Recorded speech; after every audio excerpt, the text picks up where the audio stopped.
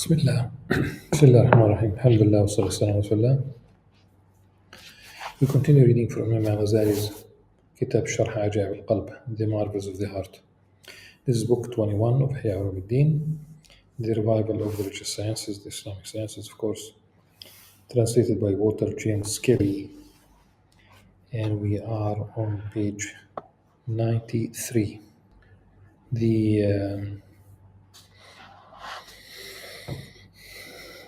The last thing that we have read was a question that was posed to Iblis, Satan. Show me how you overcome a son of Adam. He replied, I take him while in anger or desire. The story is told that Iblis appeared to an ascetic who asked him, what characteristics of the sons of Adam are most helpful to you? He answered, hastiness of temper. For if a man is sharp-tempered, we can turn him upside down even as youths toss a ball. There's a reputed saying of Satan like this, how can the son of Adam overcome me? For if he is content, I come so that I may be in his heart. And if he gets angry, I fly so that I may be in his head. Now we have reached the exact place where we stopped, which is about how things blind the love of things, blinds and deafens. And we said that we'll talk about this in details. Among the great doors of his entrance, of Satan's entrance, is that of envy, hasad, and greed, hirs. For whenever a man is greedy for anything, his greed makes him blind and deaf. And here basically it says that the Prophet ﷺ said, your love for the thing blinds and deafens. Now,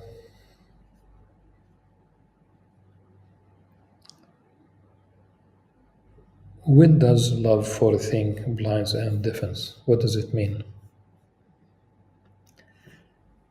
Love of the thing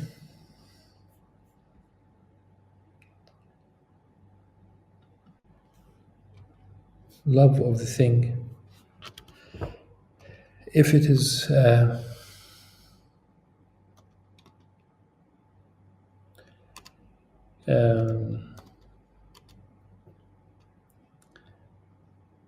if you consider it as an extension of yourself,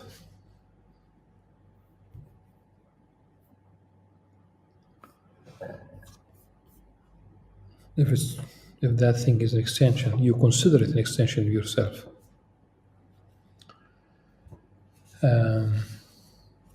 When of course it's not.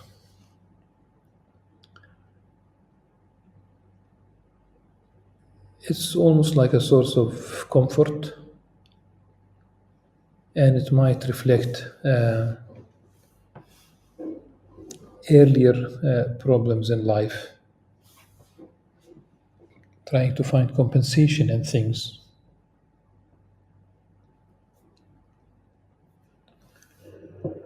And this is why it could reach the level of hoarding things. Simply and the problem will be adding an anthropomorphic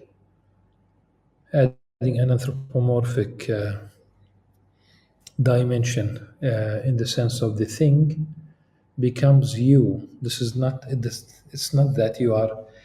People do say, this is me, this is my identity. They talk about they talk about jackets, they talk about shoes, and they talk about brands, and they start talking, this is me, when simply we know very well that simply suppose that this brand never existed.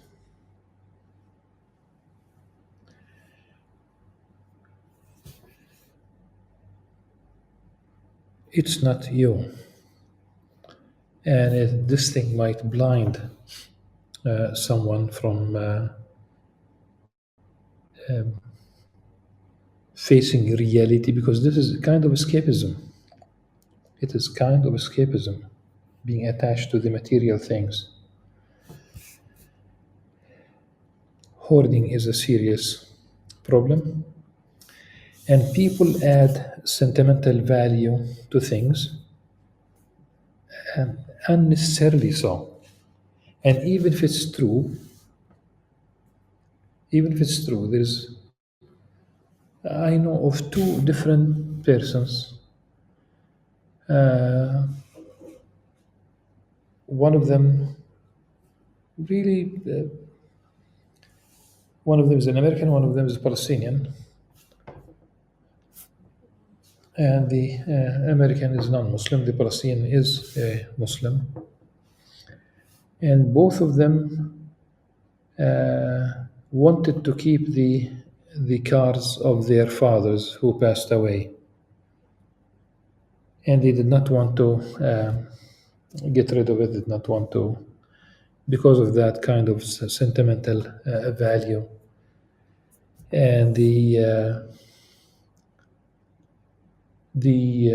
Palestinian one not only wanted to keep the car, but he wanted the car to be functioning and to use it as well. And he kept going back and forth to mechanics and what have you, until his wife sought help, from people that know both of them, and it seems that ultimately he gave up the car. So we add sentimental values to things, and people keep things, and their homes will be practically full with clutter. The consumption in this case is simply adding more things that you cannot get rid of. And a healthy person would be able to simply give these things away and not look back. If you are moving from one country to the other, there are certain things that you will take because with you, maybe ship them because of the utility, because of the not because of the sentimental value.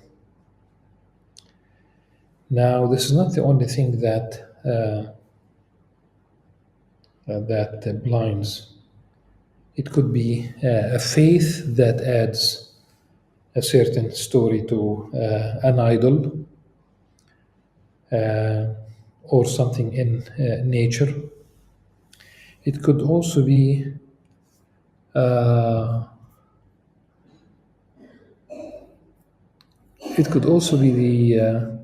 the biases that come from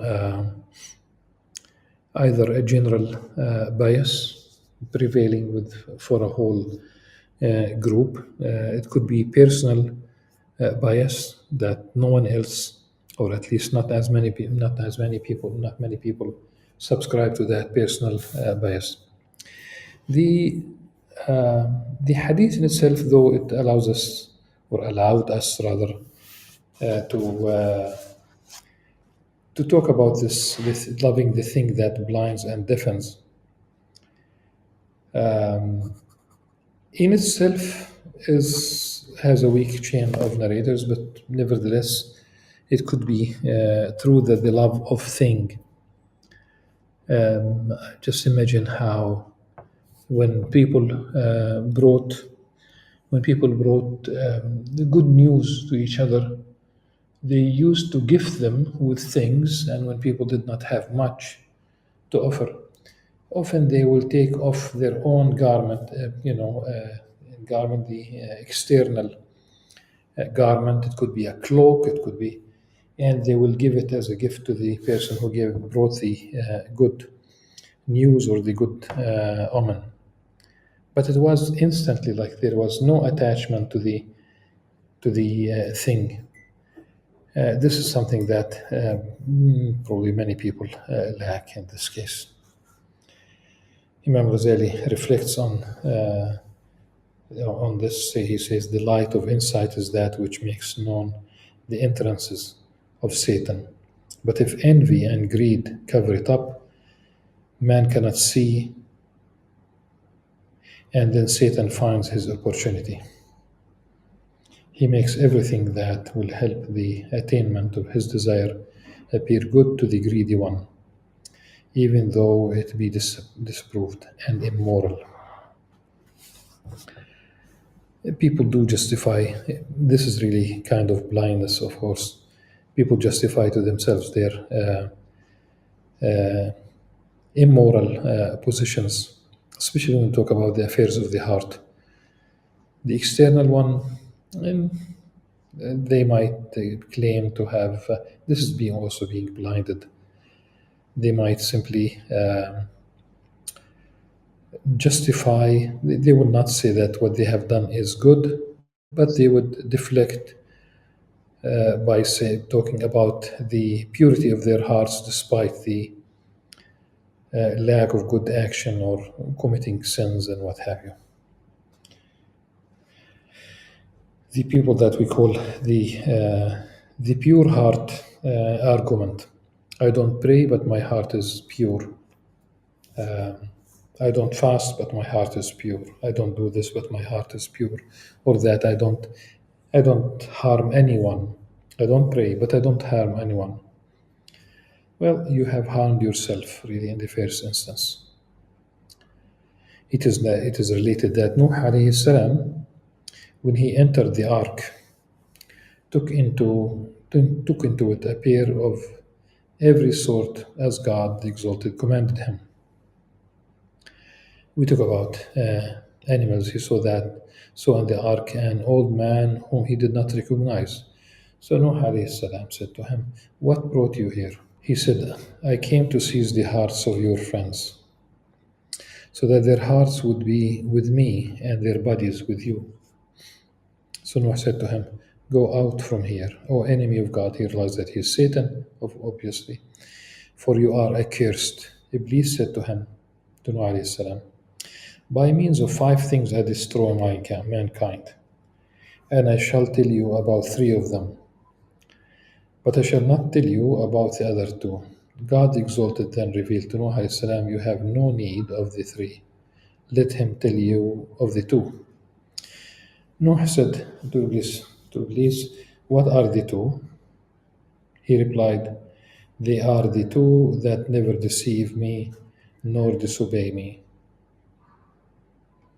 and by them I destroy man.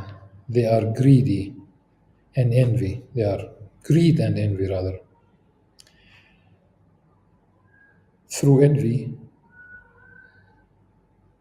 I was cursed and became an accursed Satan.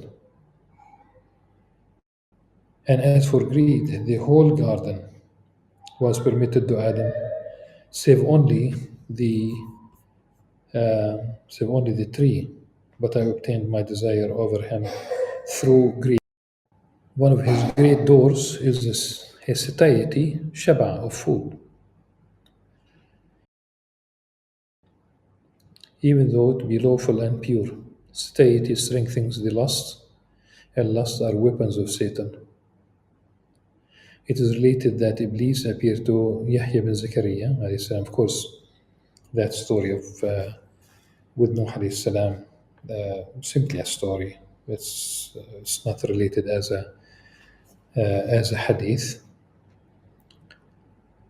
but it's the story that has a moral, which is greed and envy are doors that Satan enters into the heart through them, and people will be simply like almost like submitting themselves to Satan.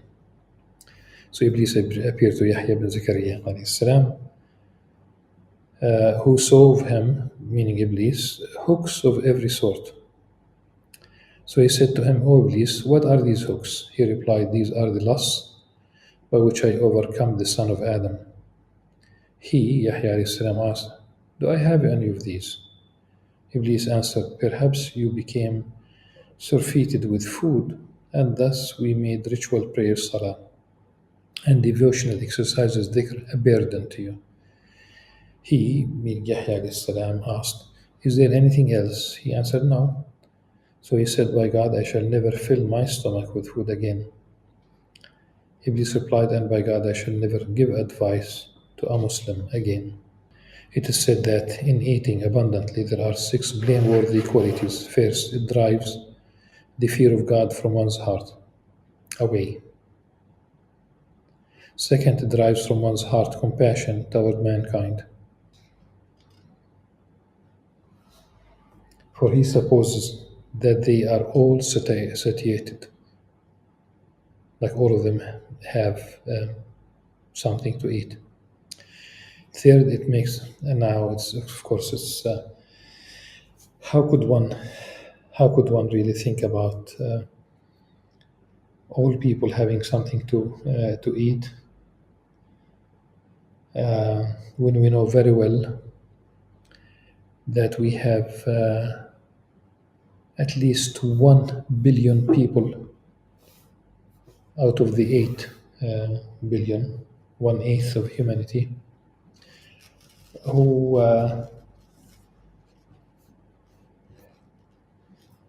who subsist on $1.25 a day for everything: food, shelter, transportation, health, everything. $1.25 a day, and sometimes that is not even available. We know that 20% of the world population live in the north, enjoying 80% of the resources, and 80% in the south of the people, of the world population of humanity, subsisting on 20% of the resources, 1 billion without fresh water,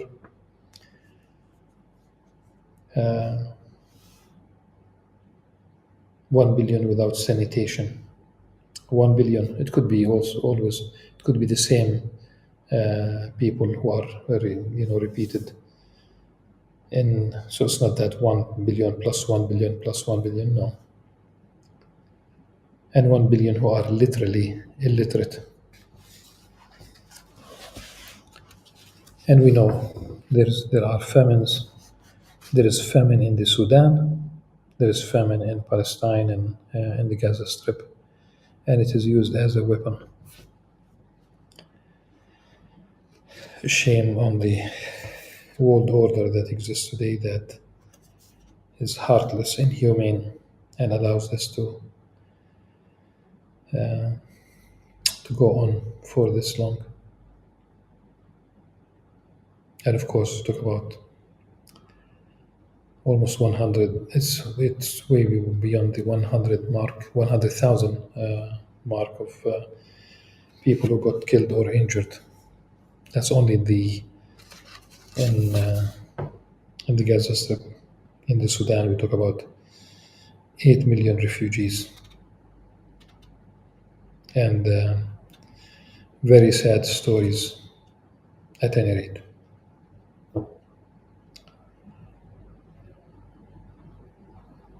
So Yahya alayhi salam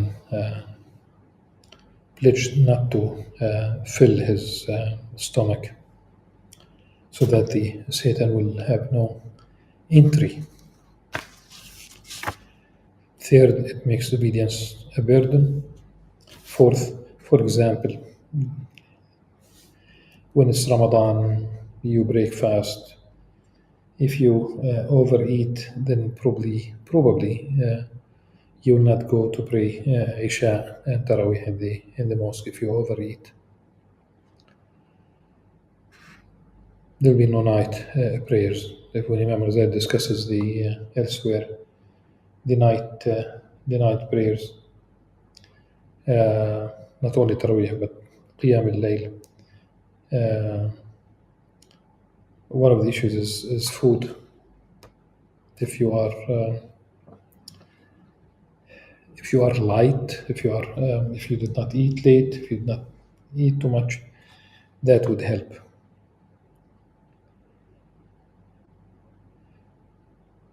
Fourth, if one hears wise speech, he finds nothing elegant in it. Fifth, if one speaks in admonition and wisdom, it makes no impression on the hearts of men. Sixth, it stirs up disease within one.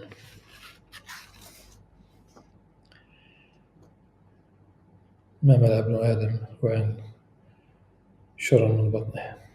That the human being does not fill a container worse than his stomach. Then the sunnah is one third, one third, one third, one third for the food, one third for the water, and one third simply should remain empty.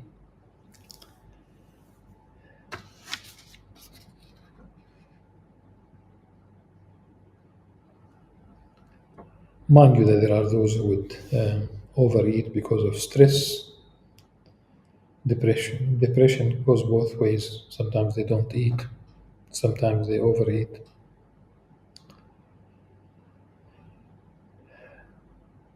Another of his great doors is the love of adornment and furnishings, apparel, and one's house. When Satan sees this quality dominant in the heart of man, he lays eggs in the heart and hatches them, metaphorically speaking. Meaning the meaning is that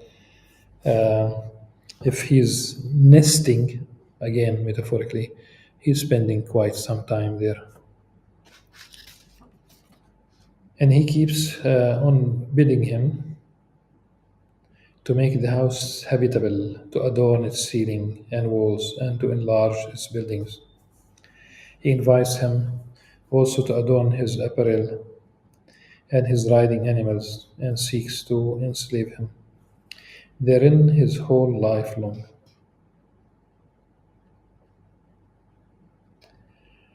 If he overcomes him in this, he has no need to return to him again.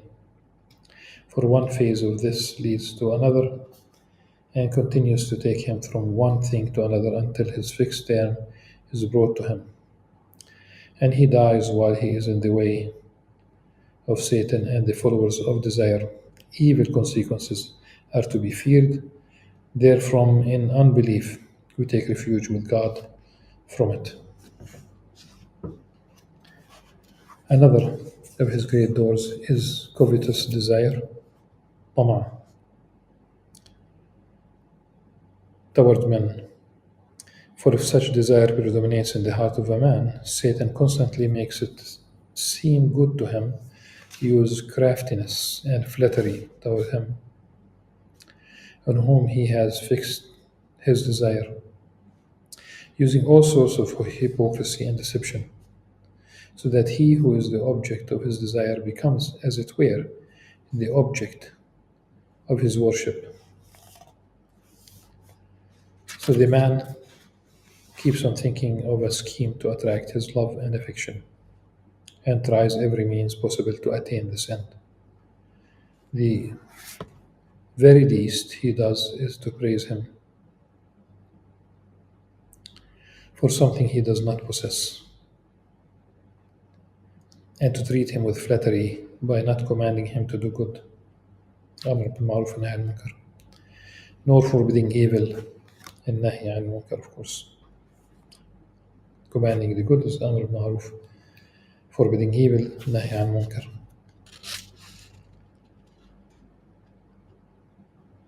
Safwan bin Salim told how Satan appeared to Abdullah bin Handala and said to him, O Ibn Handala, learn from me. Abdullah bin Handala, O Ibn Handala, learn from me a thing that I shall teach you. He answered, I have no need of it. He said, look, and if it is good, take it. If bad, give it back. O Ibn Handala, do not ask for anything you desire of any save God. And look how you will be if you become angry, for I take possession of you if you become angry. Well, we know it very well that إذا سألت فاسأل الله. If you ask Allah subhanahu wa ta'ala. In fact, rather than being envious or covetous uh, and greedy, you like something, just ask Allah subhanahu wa ta'ala for the same or even better. You don't have to wish, you know, you have wishing people ill, as in the case of envy. And what's envy? Envy is basically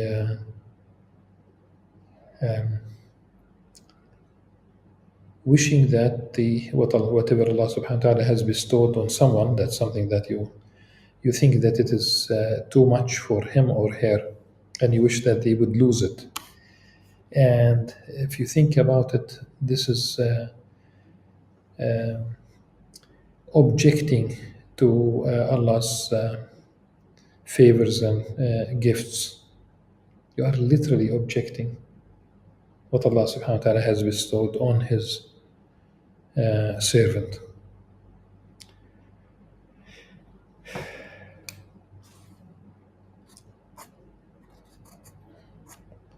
And don't allow yourself, وَالْكَاظِمِينَ الْغَيْظَ, don't become angry, like do not suppress it. Suppress it in the sense of don't allow Satan to take over. It could be a minor thing. I will end with a story and we'll continue. Really, still, we do have other doors that Satan opens and enters through, but this story about anger, I know of people who literally, subhanallah, we talk about car accident, some damage, and in the first case,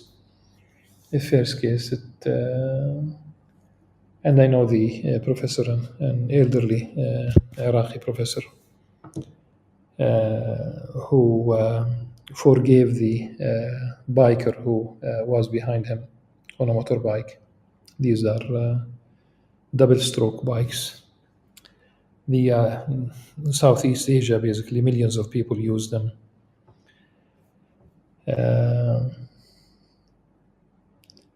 So he hit him. وَالْكَاظِمِ الْغَيْظَ, did not show any anger. He suppressed his anger, if there was any. وَالْعَافِينَ عَنِ النَّاسِ, he forgave this person because really those people are really poor.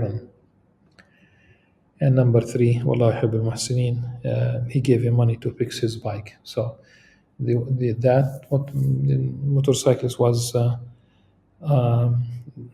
at fault, and he ended up with being forgiven and given money to fix the motorbike. The other case that I know, also the person, simply there was some damage to a light, in fact, of like something very, very trivial. It could be fixed with a very small amount of money. One could have simply said, life I forgive you, or something like this.